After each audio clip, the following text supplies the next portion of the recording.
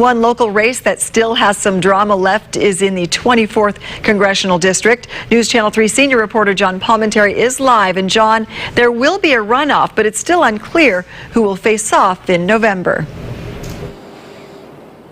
Well, we had so much excitement last night, and apparently it is not over, because one of the aspects of a vote-by-mail election is that there are a number of ballots that still need to be counted after the polls close, and that could take several days. And in very close races, that will leave some of those results up in the air until the final tally comes in, and that's what we're seeing in the 24th Congressional District. With flashing cameras and cheers from supporters, Salud Carbajal has launched his campaign for Congress into the runoff in November by gaining the most votes in the primary election. As a county supervisor, he says some of the connections to national issues are closer than most people might think. There's an inordinate amount of issues that the federal government has a nexus to local government. One stronghold of support has been the Isla Vista and UC Santa Barbara community, where Carbajal campaigned heavily until the polls closed. As you know, I'm a gaucho, so it was great going back to my own stomping ground and meeting many of the students, feeling the energy, seeing them come out and vote.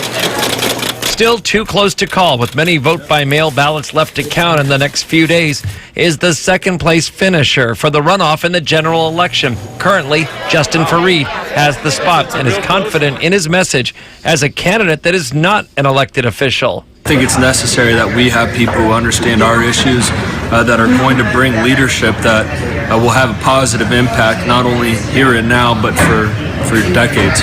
The other contender, who is about 3,000 votes shy of the runoff spot, is Cacho Ashashian.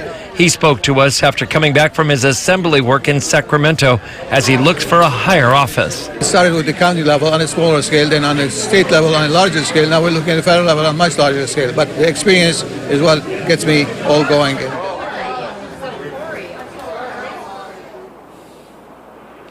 And if you've ever taken a statistics class, you will love this, because there's still about 50,000 ballots, we've just found out, throughout the entire district that still need to be counted. And as we said, that gap is just a little over 2,000 votes right now between second and third for that all-important second place in a runoff position. And the County Registrar of Voters, Joe Holland, just came out and updated me now. In Santa Barbara County alone, 34,000 ballots are going to be counted by Friday, and then 7,000 provisional ballots will be counted next week. So there's still a big haul of ballots in both San Luis Obispo and Santa Barbara counties that need to be counted in what still is a very narrow margin in the second place position in this 24th congressional race. So the drama continues. Live outside of the Election Central in Santa Barbara County this evening with the very latest on this election, I'm John Palmentary, News Channel 3. Every vote counts. Thank you, John. A suspected DUI accident left a large